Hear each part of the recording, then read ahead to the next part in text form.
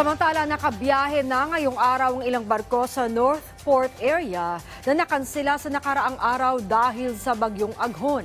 Ikinatuwa ito na mapasaherong halos 3 araw ding stranded sa pantalan. Yan ang ulat ni Joshua Garcia.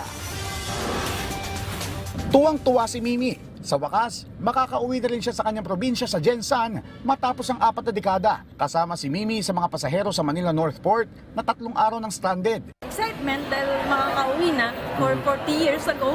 Okay. 40 years ago hindi nakauwi sa amin, sir. Okay. Kaya, masaya pero ngayon napinding dahil inaalam ko pa kung kailan anong oras. Okay lang, magantay ako. Willing ako magantay. Ayon sa pamunuan ng Pier, nag-resume ang kanilang operations kanilang bandang alas 2 ng hapon kung saan target nito na mapaalis ang nasa mahigit 1,800 pasahero ngayong araw, papuntang Dipolog, Zamboanga at Dumaguete. Bukas alas 5:30 na madaling araw, nasa mahigit 700 advanced passenger na maaari pa madagdagan.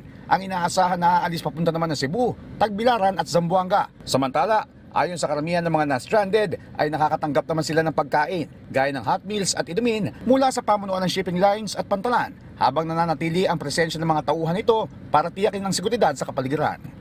Joshua Garcia para sa Pambansang TV sa Bagong Pilipinas.